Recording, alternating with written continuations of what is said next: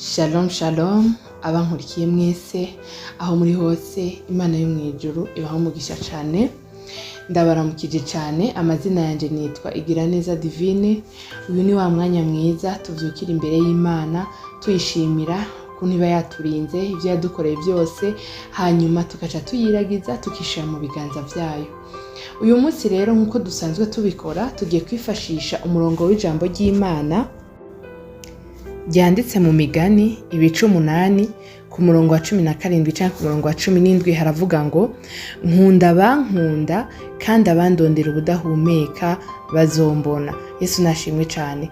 Itunga n'icubahiro biri iwanje n'ubutunzi buramba bo n'ubugororotsi. Iryo ni ijambo ry'Imana.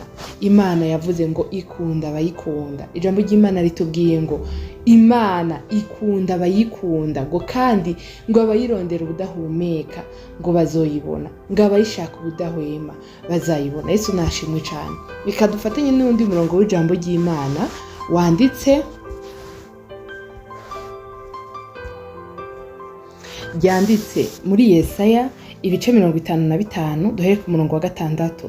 Umutwe w'amajambo haravuga ngo ijambo ry'Imana ku murongo wa 6: nimurondere uhoraho bigishoboka kwabonwa, nimumwambaze akiri hafi. Umunyabyaha nareke inzira yiwe, ugabitanya areke ivyiyumviro vyiwe, agaruke kuhoraho nawe aramugirira ikigongwe, agaruke ku Mana yacu kuko ikunda guharira. Hano ijambo ry'Imana ritubwiye ngo niturondere uhoraho. Yesu nashimwe.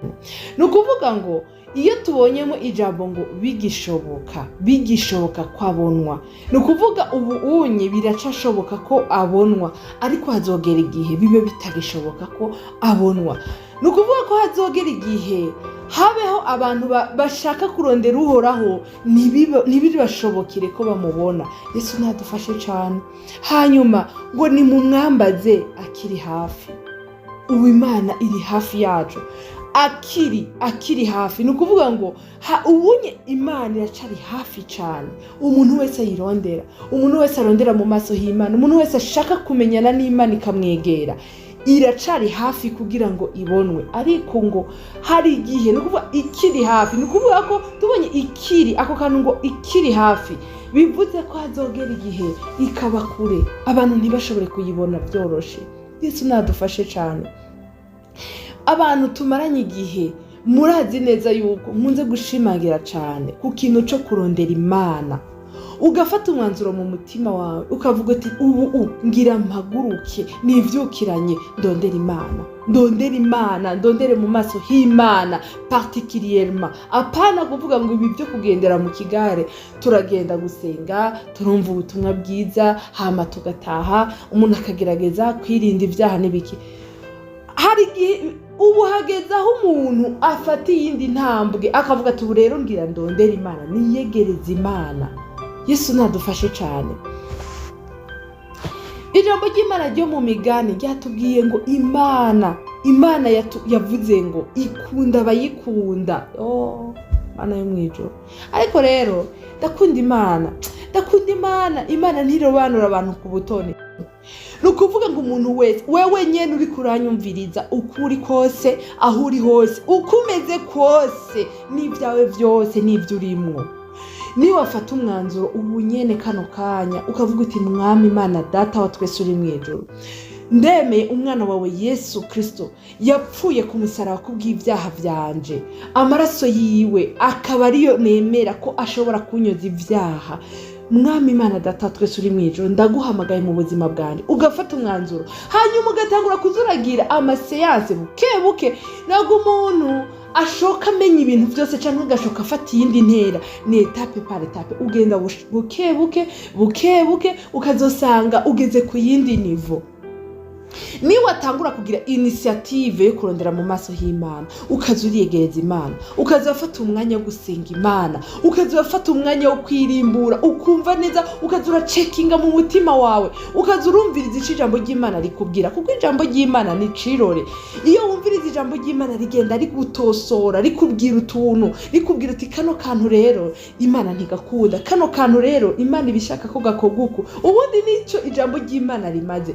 Ijambo ry'Imana uko ukaryumviriza hari ibintu rigenda rikwigisha ukagenda ufunguka amaso bukebuke mwemu yera akagenda gutahuza akagenda gusobanuza ukuntu ushobora kugenda muri runo rugendo ruja mu ijuru bukebuke ukazosanga warashitse amahoro. Yesu nashimwe cyane. Ni ukuvuga ngo rero ugize initiative Imana iciza ikakwegera. Yo ndakunda Imana ukuri kose, uri umukene, uri umutunzi, uri uworoheje, uri uhambaye, ibyo Imana ntibiraba. Upfa gusa kuba uri umuntu wambaye umubiri. Noneho kuko abantu twese turi hano muri isi turacafise amahirwe, umuntu wese agihumeka aracafise amahirwe bene data ku mbabazi z'Imana, aracafise amahirwe yo kubabarirwa ibyaha akozwa n'amaraso ya Yesu Kristo hanyuma akazoja mu ijuru. Yesu nashimwe. No kuvuga ngo rero ugize initiative yo kurondera Imana, ugasenga ubudasiba, ugahamagara Imana, ukavuga uti ubu rero ndabihagurukiye, Imana icihaguruka ikakwegera atakintu kimiravye. Nirobanura, reka ndabasome ijambo ry'Imana ritoyi ca dusenga Imana yanditse mu Vyakozwe n'Intumwa ibice 10 ku murongo wa 34 haravuga ngo Petero yanzika kuvuga ati nukuri niho nkimenya yuko Imana itarobanura abantu ku butoni. 35 ariko mu mahanga yose uyubaha agakora ibyo kugororoka iramwemera. Yesu nashimwe. Iri ni ijambo ry'Imana ryanditse mu Vyakozwe n'Intumwa ibice 10 ku murongo wa 34 kugera ku murongo wa 35. Mwene data, peu importe ahantu uri, peu importe ibintu urimo, uyu mwanya ufate umwanzuro, ufate decision, uvuga uti mwami Yesu Kristo kuva uyu munsi ngira ndakwiyegurire, ugahamagara Imana. None ugaca utangura kwiyegereza Imana, ukazuragira umwete wo kumviriza ijambo ry'Imana, wo gusoma ijambo ry'Imana, ugafata Bibiliya ugaserangura. Imana yo mwijuru yakuganiriza mu majambo yayo binyuze muri Bibiliya, ubinyuze mu bakozi bayivugisha buri munsi. Ubu butumwa bwiza buravugwa ku isi yose. Ahantu hose ufunguye internet ugwa ku ijambo ry'Imana, ahantu hose ugenda urumva ubutumwa bwiza. Yesu nashimwe cyane. Hanyuma ugatangura gusenga Imana, urondera amaso y'Imana icihaguruka iciza ikakwegera. Yesu nashimwe. Ngo umuntu wese yubaha mu mahanga yose, peu importe ahantu uri n'icuri n'uri woroheje, uri ukomeye, uri iki cyose, Imana yo mu ijuru uyubaha ugakora ibyo kugororoka irakwemera. Kandi narababwiye tuzogenda turabira hamwe avantage zo kuba mu Mana. Yesu nashimwe. Iyo ubaye mu Mana neza, Imana nikure kuko ni kubikira ubugingo budashira gusa. Hari ibintu kugabira ukiri muri iyi si, hari ibintu abantu b'Imana, abantu bamenye ibanga byo kwegera Imana barushije abantu batazi iryo banga byinshi cyane kandi bikomeye. Icoma Imana ikafungura amaso y'umuntu wese akamenya avantage zo kuba mu Mana neza. Yesu nadufashe cyane. Nagira ngo nsabe umuntu wese ari karanyumviriza kano kanya, tujane nawe muri iri sengesho, asenga Imana, asaba Imana yo mu ijuru imwegere, imube hafi cyane, imugira umukunzi wayo, kuko ngo Imana ikunda abayikunda.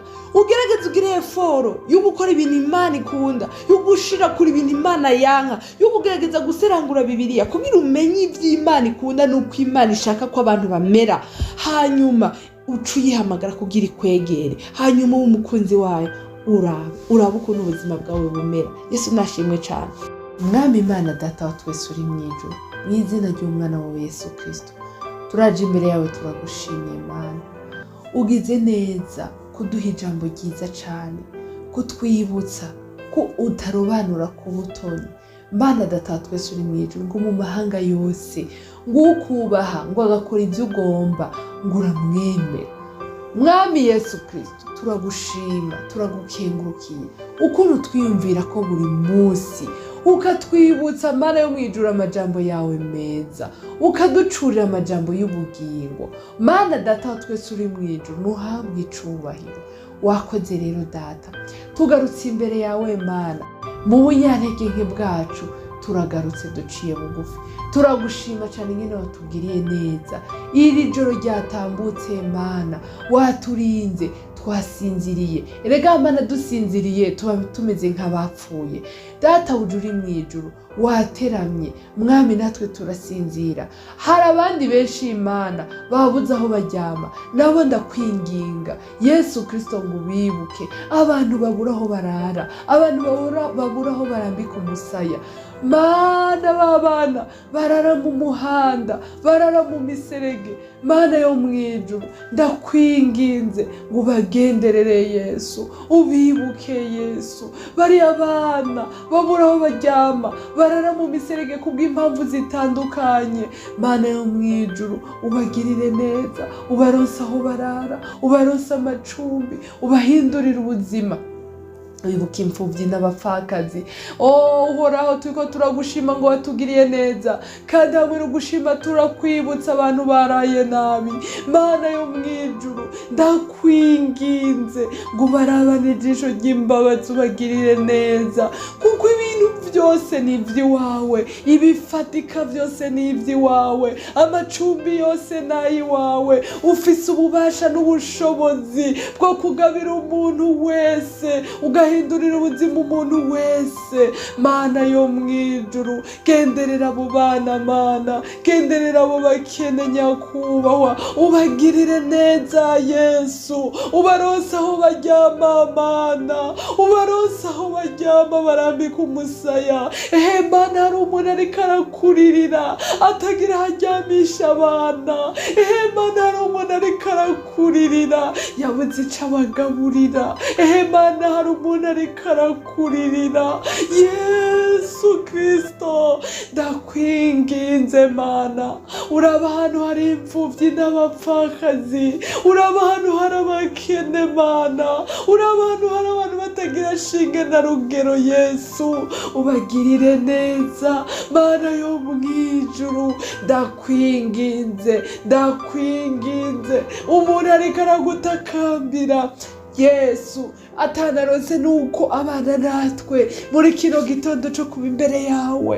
Mana yo mu ijuru ndakwinginze ngo umurabane ijisho ry'imbabazi. Mwami Yesu ubagirire neza, ubaronse aho kurambika umusaya, ubaronse ico bagaburira abana.